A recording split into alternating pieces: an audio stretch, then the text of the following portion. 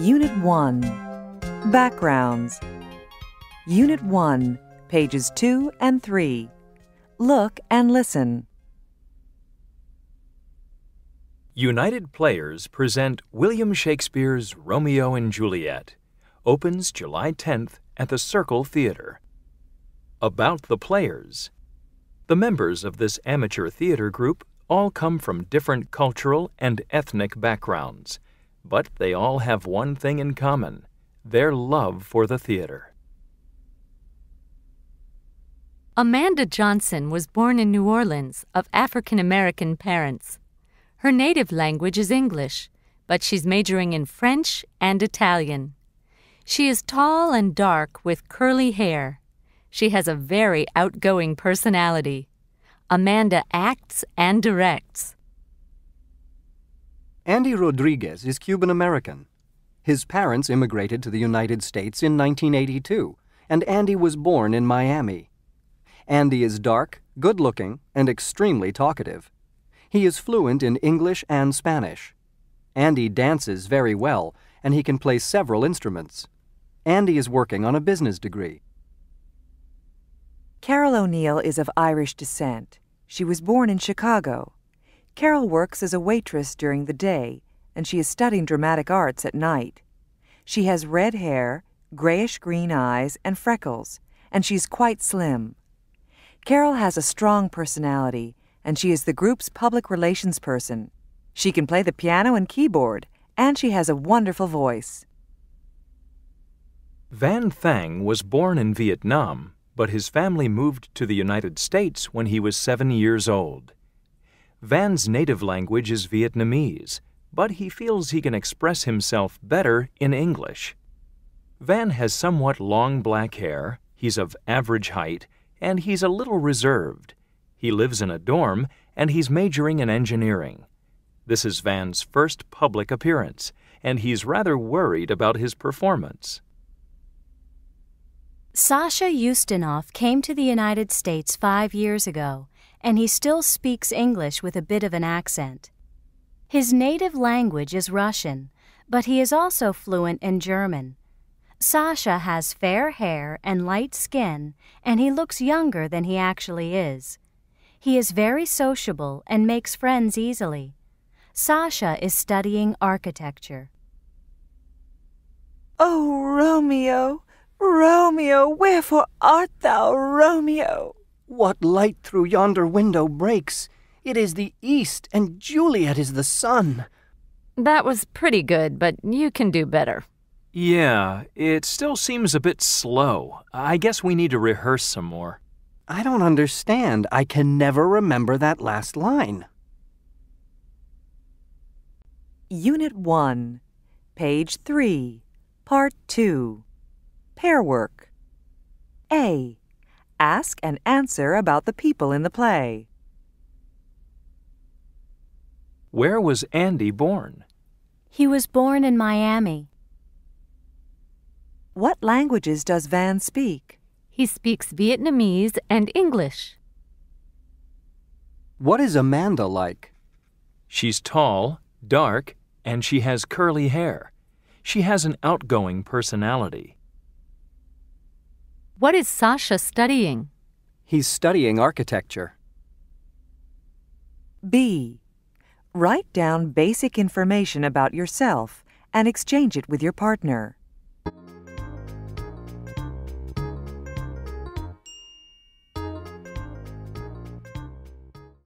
Unit 1, page 6, part 5. Listening. A. Listen to the conversation between Tony and Monica. Answer the questions. Well, that was quite an interesting lecture, wasn't it? Yes, but I missed some of the things the professor said. He speaks too quickly, and he has a rather unusual accent. Well, Dr. Patel is from India, and people speak English somewhat differently there. They use a different dialect of English from the ones people in the U.S. and Britain use. Oh, I see. By the way, I'm a new student here. Can you help me? Do you know where the student union is? Sure. I'm going there now. I need to get my student card. What are you studying? I'm on a foreign student program. I'm majoring in economics. What about you? I'm finishing my MBA. But tell me, where do you come from? I'm from Colombia. Which part of Colombia? Bucaramanga. It's a pretty small city in the Andes, but it's very beautiful. Do you know the Vargas family? Benito Vargas? Yes, he's my cousin. I'm Colombian too. I don't believe it! What a small world! By the way, my name is Monica. And I'm Tony. B. Listen to the conversation again. Answer the questions. Well, that was quite an interesting lecture, wasn't it? Yes, but I missed some of the things the professor said. He speaks too quickly, and he has a rather unusual accent. Well, Dr. Patel is from India, and people speak English somewhat differently there. They use a different dialect of English from the ones people in the U.S. and Britain use. Oh, I see. By the way, I'm a new student here. Can you help me? Do you know where the student union is? Sure, I'm going there now. I need to get my student card. What are you studying? I'm on a foreign student program. I'm majoring in economics. What about you? I'm finishing my MBA. But tell me, where do you come from? I'm from Colombia. Which part of Colombia? Bucaramanga. It's a pretty small city in the Andes, but it's very beautiful. Do you know the Vargas family? Benito Vargas? Yes, he's my cousin. I'm Colombian too. I don't believe it! What a small world! By the way, my name is Monica. And I'm Tony. Unit 1, page 6, part 6. Pronunciation. Listen and practice. In English, speakers can stress or emphasize words they think are important. Usually, however, these are content words like nouns, verbs, and adjectives. What are you doing after class? What seats did you get for the show? Did you like it? They're waiting for the next act. Marie was born in France. The actors are learning their lines. Unit 1, page 7, part 8. Conversation. Tell me about yourself. I was born in L.A., but my family is from China. My father came to the U.S. to study. He got a Ph.D. in computer science, and he stayed on as a professor at a college in California. Is your mother from China too? No, my mom is from here. She's Asian American. Her folks came to the U.S. during the 19th century. In fact, one of her great-grandfathers actually helped to build the first railroad across the United States in the 1860s. What about you? Well, I'm a third-generation Mexican-American.